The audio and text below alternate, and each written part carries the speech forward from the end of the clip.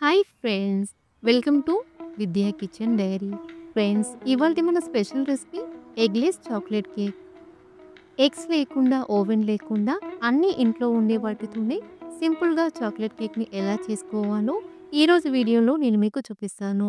Chocolate కేక్ని ఇలా చేసుకుంటే బేకరీ స్టైల్లో ఫ్లఫీగా, స్పంజీగా, సాఫ్ట్గా, మాయిస్ట్గా వస్తుంది. కేక్ ఎంత టేస్టీగా ఉంటుందో ప్రాసెస్ అంత ఈజీగా ఉంటుంది. పిల్లలు కేక్ అడిగినప్పుడు బయట కొనే పని లేకుండా ఇంట్లోనే ఇలా చాలా ఈజీగా చేసుకోవచ్చు. మరి ఈ డెలీషియస్ చాక్లెట్ కేక్ని సింపుల్గా చేసుకునే ఆ ప్రాసెస్ ఏంటో చూద్దామా? ఈ రెసిపీ కోసం ముందుగా బౌల్లోకి అరకప్పు కాచి చల్లార్చిన పాలని తీసుకోవాలి. ఇందులోకి 1 టీ స్పూన్ వెనిగర్ని కానీ లేదా నిమ్మరసాన్ని కానీ యాడ్ చేసుకొని బాగా కలిపి ఈ బౌల్ని 5 నిమిషాల పాటు పక్కనుంచుకోవాలి. ఈలోగా మిక్సింగ్ బౌల్లోకి 1/3 కప్ ఏ ఫ్లేవర్ లేని ఆయిల్ని తీసుకోవాలి.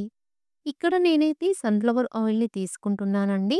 ఈ ప్లేస్లో మీరు బటర్‌నైనా తీసుకోవచ్చు. తర్వాత ఇందులోకి 1/3 కప్ కమ్మని పెరుగుని, అలాగే అరకప్పు పంచదారని ఇలా మెత్తగా గ్రైండ్ చేసి తీసుకోవాలి. ఇప్పుడు అంతా కలిసే విధంగా ఇలా విస్కర్‌తో కానీ లేదా స్పూన్‌తో కానీ బాగా కలుపుకోవాలి. 2 నిమిషాల పాటు కలుపుకున్న తర్వాత ఇలా సిల్కీ కన్సిస్టెన్సీ వస్తుందండి. ఇప్పుడు బౌల్ పై నుండి ఇలా ఫిల్టర్‌ని తీసుకొని ఇందులోకి 3/4 కప్పు మైదా పిండి, పావు కప్పు కోకో పౌడర్, పావు కప్పు ఆల్మండ్ ఫ్లోర్, 3 టేబుల్ స్పూన్ల బాదం పప్పుని ఇలా మెత్తగా గ్రైండ్ చేసి తీసుకోవాలి. ఇన్ కేస్ మీరు ఆల్మండ్ ఫ్లోర్ వద్దనుకుంటే ఈ ప్లేస్‌లో మైదా పిండిని 3/4 కప్పుకి బదులుగా 1 కప్పు వరకు తీసుకోవచ్చు. అలాగే ఇందులోకి 1 teaspoon baking powder, half teaspoon baking soda, చిటికెడంత ఉప్పుని తీసుకొని ఇప్పుడు వీటన్నిటిని కూడా ఇలా జల్లించి తీసుకోవాలి. ఇలా జల్లించుకున్న తర్వాత అంతా కలిసే విధంగా ఇలా విస్కర్‌తో కానీ లేదా స్పాచులాతో కానీ 2 నిమిషాల పాటు బాగా కలుపుకోవాలి. 5 నిమిషాల తర్వాత చూస్తే వెనిగర్‌ని యాడ్ చేసుకున్న పాలు ఇలా కొంచెం విరిగినట్టుగా అవుతాయి. ఇప్పుడు ఈ పాలని ఇందులో కొద్ది కొద్దిగా యాడ్ చేసుకుంటూ స్పాచులాతో కానీ లేదా స్పూన్‌తో కానీ ఇలా కట్ అండ్ ఫోల్డ్ మెథడ్‌లో బాగా కలుపుకోవాలి. పాలన్నీ ఒకేసారి కాకుండా ఇలా కొద్ది కొద్దిగా యాడ్ చేసుకుంటూ బాగా కలుపుకోవాలి. మనం ఎగ్స్ లేకుండా కేక్‌ని చేస్తున్నాము కాబట్టి ఇలా వెనిగర్‌ని యాడ్ చేసుకున్న పాలతో కేక్‌ని చేసుకుంటే కేక్ సూపర్ సాఫ్ట్‌గా, స్పంజీగా వస్తుందండి. ఇలా అన్ని పాలని యాడ్ చేసుకున్న తర్వాత మరొక 2 నిమిషాల పాటు కట్ అండ్ ఫోల్డ్ మెథడ్‌లో బాగా కలుపుకోవాలి. కేక్ బ్యాటర్‌ని ఇలా రిబ్బన్ కన్సిస్టెన్సీలో రెడీ చేసుకొని ఈ బౌల్‌ని పక్కనుంచుకోవాలి. ఇప్పుడు కేక్‌ని బేక్ చేయడం కోసం స్టవ్ పై ఇలా మందపాటి కడాయిని పెట్టుకొని ఇందులోకి అరకప్పు ఉప్పుని తీసుకొని ఈవెన్‌గా స్ప్రెడ్ చేసుకోవాలి. పైనుండి ఇలా స్టీల్ స్టాండ్‌ని పెట్టుకొని మూత పెట్టుకొని హై ఫ్లేమ్‌లో 10 నిమిషాల పాటు ప్రీహీట్ చేసుకోవాలి. తరువాత కేక్‌ని బేక్ చేయడం కోసం ఇలా కేక్ బౌల్‌ని కానీ లేదా ఏదైనా అల్యూమినియం బౌల్‌ని కానీ తీసుకోవాలి. తరువాత ఇందులోకి 1, 2 టీ స్పూన్ల బటర్‌ని కానీ లేదా ఆయిల్‌ని కానీ తీసుకొని ఈవెన్‌గా స్ప్రెడ్ చేసుకోవాలి. తరువాత 1 టీ స్పూన్ మైదా పిండిని తీసుకొని స్ప్రెడ్ చేసుకోవాలి. మైదా పిండి ప్లేస్‌లో మీరు బటర్ పేపర్‌నైనా తీసుకోవచ్చు. ఇలా కేక్ బౌల్‌ని రెడీ చేసుకున్న తర్వాత మనం రెడీ చేసి పెట్టుకున్న కేక్ బ్యాటర్‌ని బౌల్‌లోకి తీసుకోవాలి. బ్యాటర్‌ని ఇలా కంప్లీట్‌గా యాడ్ చేసుకున్న తర్వాత కేక్ బౌల్‌ని ఇలా 1, 2 సార్లు ట్యాప్ చేసి తీసుకోవాలి. ఇలా రెడీ చేసుకున్న కేక్ బౌల్‌ని ప్రీహీట్ చేసుకున్న కడాయిలోకి తీసుకొని మీడియం ఫ్లేమ్‌లో 10 నిమిషాల పాటు, ఆ తర్వాత లో ఫ్లేమ్‌లో 20, 25 నిమిషాల పాటు బేక్ చేసుకోవాలి. 30 నిమిషాల తర్వాత ప్రతి 5 నిమిషాలకొకసారి కేక్ బేక్ అయిందో లేదో చూసుకోవాలి. ఇక్కడ నేనైతే 35 మినిట్స్ తర్వాత చూస్తున్నానండి. ఇలా స్పూన్‌తో కానీ లేదా నైఫ్‌తో కానీ గుచ్చి చూస్తే తడి అంటుకోకుండా వచ్చిందంటే కేక్ చక్కగా బేక్ అయిందని అర్థం. ఇన్ కేస్ మీకు తడిగా అనిపిస్తే మరొక 5 నిమిషాల పాటు బేక్ చేసి తీసుకోవాలి. ఇలా రెడీ చేసుకున్న కేక్‌ని డ్రై అవ్వకుండా పైనుండి క్లాత్‌తో కవర్ చేసుకొని కేక్‌ని పూర్తిగా చల్లారనివ్వాలి. ఇక్కడ నేను కేక్‌ని సింపుల్‌గా గార్నిష్ చేయడం కోసం చాక్లెట్ గనాచీని ప్రిపేర్ చేస్తున్నానండి.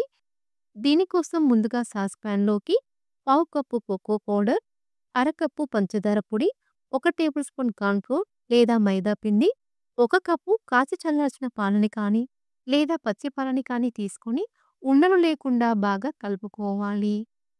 తర్వాత ఇందులోకి 2 టేబుల్ స్పూన్ల బటర్‌ని తీసుకొని స్టవ్ ఆన్ చేసుకొని లో టు మీడియం ఫ్లేమ్‌లో విస్కర్‌తో ఇలా కంటిన్యూయస్‌గా కలుపుకుంటూ 4, 5 నిమిషాల పాటు ఉడికించుకోవాలి.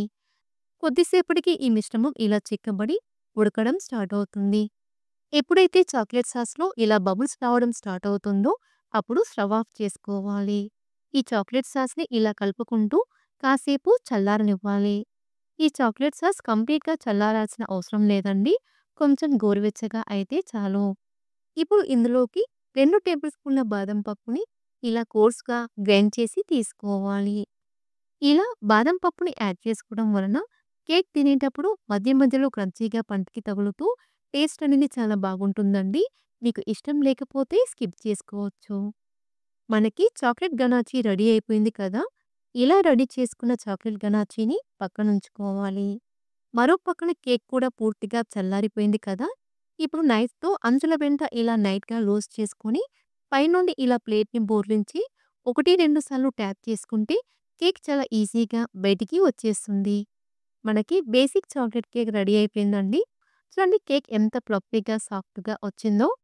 ఇప్పుడు మన కేక్‌ని గార్నిష్ చేసుకోవడం కోసం ప్లేట్‌లోకి ఇలా స్టీల్ స్టాండ్‌ని పెట్టుకొని పైనుండి ఇలా వుడెన్ స్పూన్‌ని పెట్టుకుంటే గార్నిష్ చేసుకున్న తర్వాత కేక్‌ని మరొక ప్లేట్‌లోకి తీసుకోవడం ఈజీ అవుతుంది.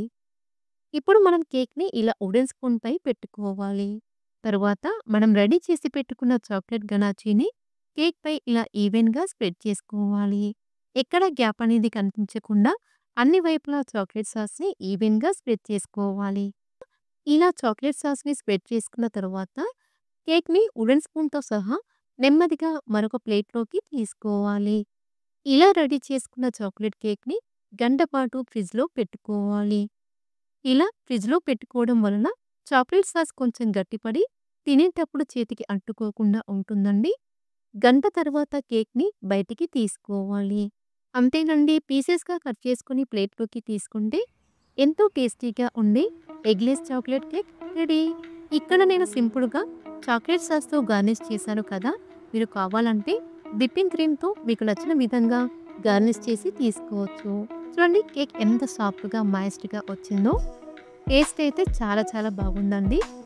కేక్ తినాలి అనిపించినప్పుడు బయట కొనే పని లేకుండా ఇంట్లోనే ఇలా చాలా సింపుల్‌గా, టేస్టీగా కేక్‌ని చేసుకోవచ్చు. సో ఫ్రెండ్స్ ఈ రెసిపీ మీకు నచ్చితే లైక్ చేయండి. మీ ఫ్రెండ్స్‌కి షేర్ చేయండి. మరిన్ని రెసిపీస్ కోసం మా ఛానల్‌ని సబ్స్క్రైబ్ చేసుకోండి.